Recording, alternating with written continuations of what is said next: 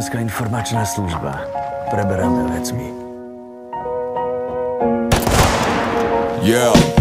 Sedím vo vlaku, z ktorého sa nedá vystúpiť. Ruky už budú navždy špinavé jak biskupy, kedy zhršili, aj keď chceli Bohu prislúbiť. Toto není pokus o ľútosť, jak si ju vylúčiť. Túto cestu som si vybral sám, ako možno za lepším životom, to bol ten plán. Yo, v dobe, keď sa otvorilo mnoho brán, ako beztrestne zarobiť nové žici jak pán.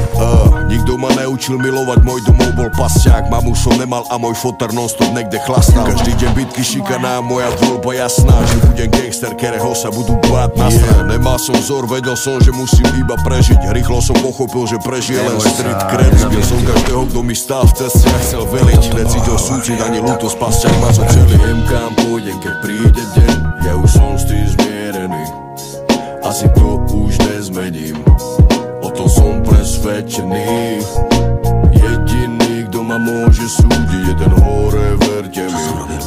Odmala vždy nechcený, odpust navždy všetkými zatratený. Bol som pri tom, keď padla opona a nastal chaos. Prvé drogy, Rusi, Albánci, mafia, žiadna znalosť. Korupcia na dennej báze, do karát len hrala únosy a vraždy, nikto nechápal, čo sa tu stalo. Ten, kto mal nové konexie, mohol všetko, mal zaplatených policajtov, súdnictvo a bez stresu nosič. Bežný človek sa bál, lebo nebola čestnosť, nikde nemohol sa sťažovať, mafia mala prednosť. Stratení chlapci mali v tej dobe len jeden cieľ, ako sa dostať do mafie a splniť si sen. Bytkári z pasťakov, bez rodina, bez lásky, viem, chceli sa zaradiť a prekročiť svoj vlastný tieň. Je zbytočné sa pýtať, prečo bola taká doba. Nebola vôľa na to, ako sa dá skročiť zloba. Každého dobehla spravodlivosť a nočná mora. 90. roky boli smutné, nikdy znovu. Viem, kam pôjdem, keď príde deň, ja už som s tým zmierený.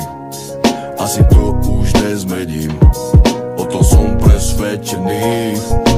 Jediný, kto ma môže súdiť, je ten hore, verte mi.